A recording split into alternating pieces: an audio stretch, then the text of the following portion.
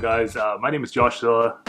Just wanted to make this quick video about me breaking my leg. I ended up breaking my leg on December 23rd of 2020 in a motorcycle accident. I ended up shattering my fib and breaking my tib in two places.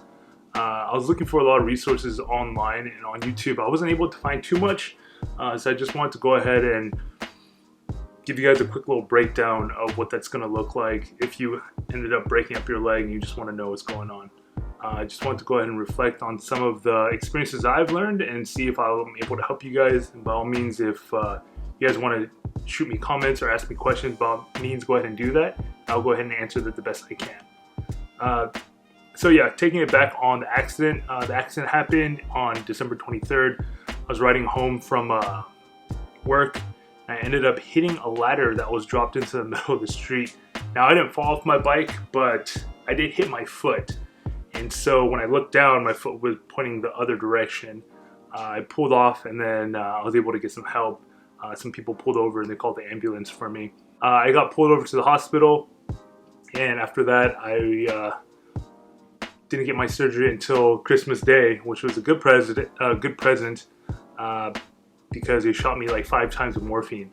So after the surgery, they typically only keep you for about 2-3 days just to see how you're doing. My case, because of the whole pandemic, I was actually released the very next day with the wrong medication, but that's a different story. Just to give you a quick breakdown of what you're gonna feel after the surgery, it's quite a lot of pain. It's a dull pain that runs, I mean, if you had the same break as me or something close, you're probably going to feel like this. You're going to feel a weird tingle from your ankle all the way up to your knee. It shoots straight through your shin bone. The other thing is there's a lot of swelling.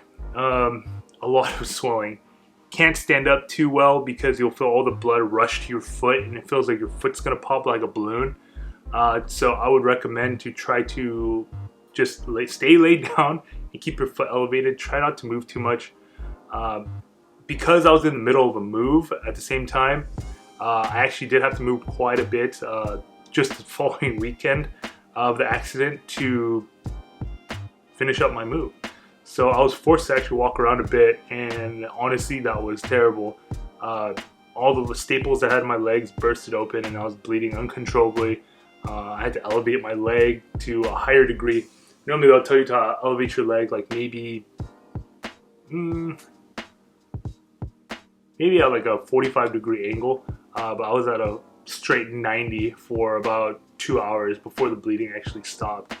So the first month, it's going to be very, very, very important for you guys to make sure you elevate the leg. You have some form of compression, and then you also ice it. This is for the swelling. Mainly, it's not going to do much for the pain. If anything, the compression, the elevation, and the icing is probably going to aggravate your leg a little bit. But you know, at this point, you can't really do much because you need to get that blood to start circulating through your body.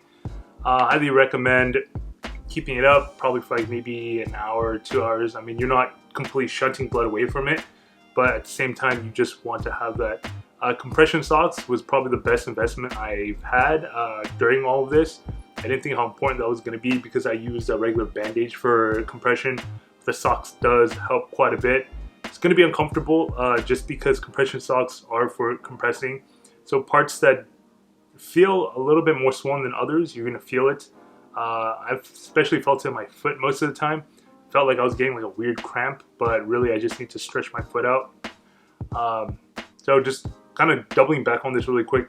I started my physical therapy about 2 weeks after my accident. Now, was I a little too soon? I think so, but I really just wanted to get up and walking again, so I went ahead and did the physical therapy.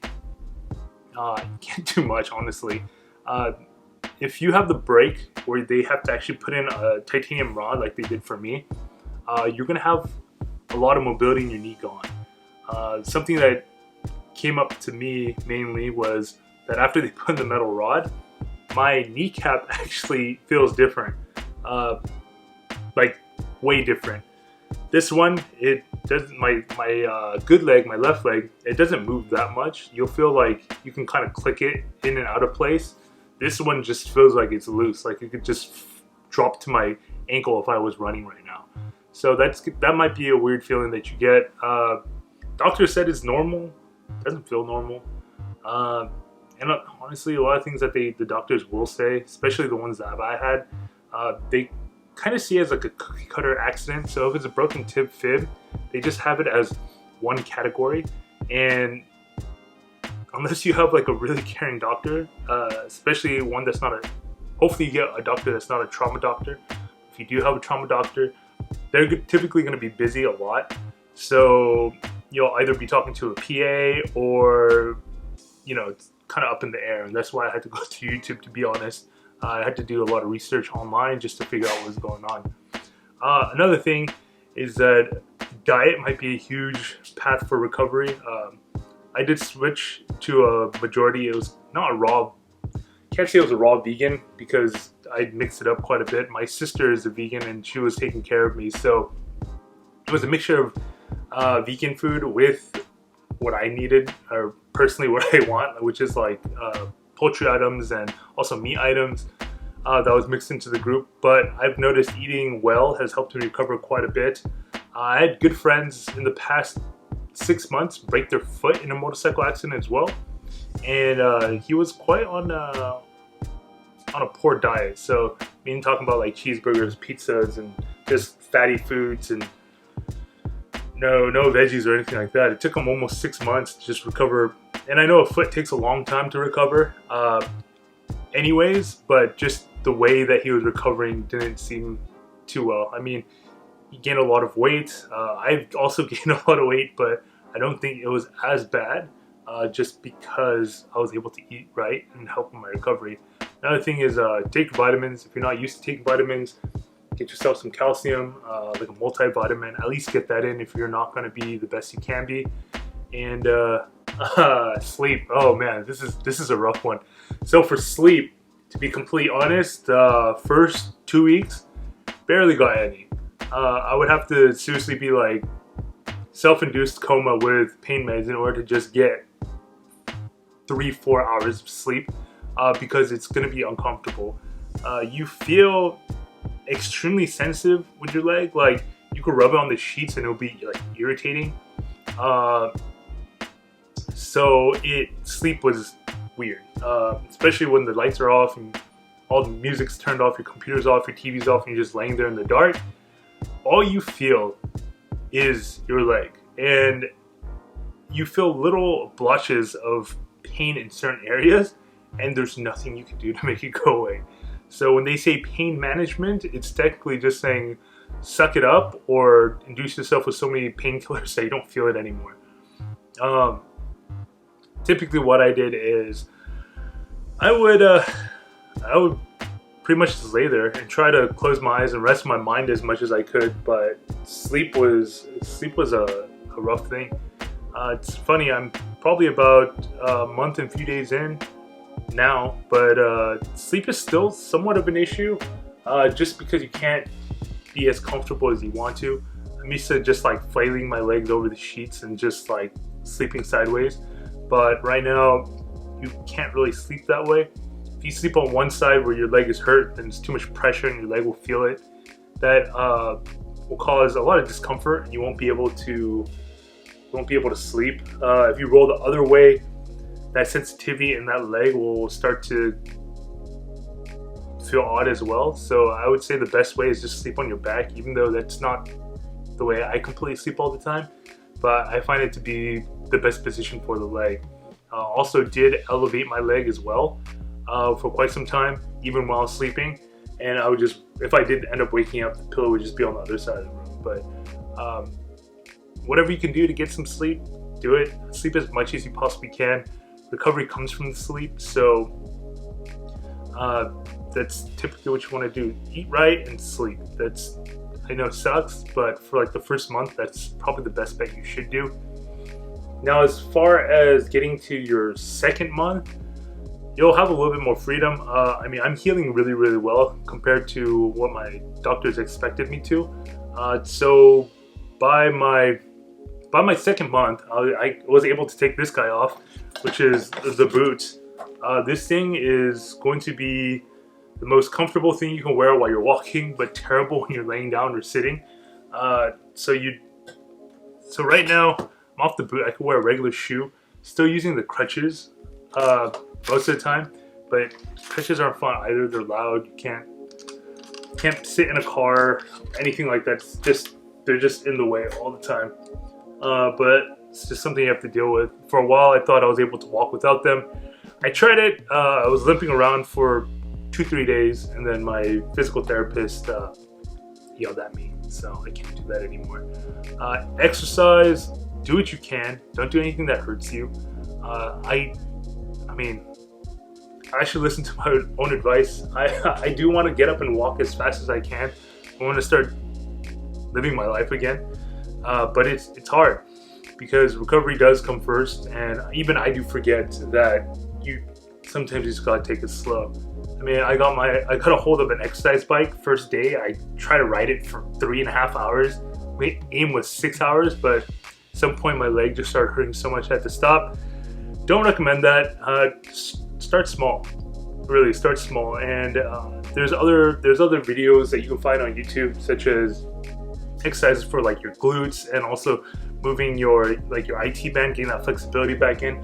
Highly recommend doing that. Now, just go as much as till where it hurts too bad. Don't ever push past that limit, because at this moment right now, your muscles are so constrained from either wearing a cast or a boot or from being docile the whole time. So you have to actually go slow. If you just try to rip into it, you're gonna jack yourself up. So I don't recommend doing that. But if you're an active person, I mean, yeah, you can work out. I mean, I do modified push-ups all the time. I try to do pull-ups now that I can actually stand. And just yesterday, actually, I went swimming. That is an interesting thing. 2 months in and going swimming might not be the best idea. You're causing a lot of random movements into your joints that they're not used to. So the stretch in the pool kind of hurts quite a bit. I noticed I had a massive amount of swelling afterwards. What I would recommend you to do is to go into the pool, depending on how tall you are, go to like maybe the waist height and just walk. Remember what it feels like to walk. Even at that, it's hard, just because you lose so much mobility in your ankles. I mean, as far as it goes right now, like to flex my ankle fully, like that's as far as it goes up. Like I could push down, but this is as far as it goes up without assistance. Versus like my other leg, which points down to here and can go all the way up like this, right? Not the most flexible guy, but even at that, like I was more than this. So I'm someone who, when I squat ass to grass, but I won't be doing that for quite some time. So it is frustrating. This is probably the biggest point where you do want to work on. Something that my doctor told me is, instead of trying to get the muscle back in my leg like I was freaking out about, get the flexibility back first. If you have workout bands or you have even a belt that you wear on your waist, try to put it around your feet and just pull it. Just try to stretch out your calf muscle just to get that mobility back into your ankle. That is going to be the hardest part from not being able to walk again. And of course, depending on where they put they drill all of those nails into or screws into your leg, you're gonna have mobility taken away at certain areas, and the pain will be a little bit harder. For me, I have 6 screws near my ankle, and I have 4 under my knee. So for me, a lot of my mobility was taken away from my ankle. And the areas of pressure where pain kicks in, it'll vary. In this case right now, it's terrible for me because mine's in my heel, which is where most of your weight's supposed to be. So that's something that you just have to, day by day, just keep on practicing. Let your muscles take over for your bones, because after not being able to move for such a long period of time, it does get kind of difficult. But besides that, I'll keep you guys updated constantly. If you guys have any questions, again, just go ahead and throw it in the comments and I'll answer it. Or you can even email me and I'll go ahead and email you back, or just some of the information that I've gotten. I do have my medical documents and all of my research. So if you guys do want any of that, just let me know. If you guys are curious about what I was eating, exactly what I was drinking, I can help you guys out with that as well. But yeah, if this is something that interests you, stay tuned, and then I'll just keep on releasing these, alright? Alright, take care, guys.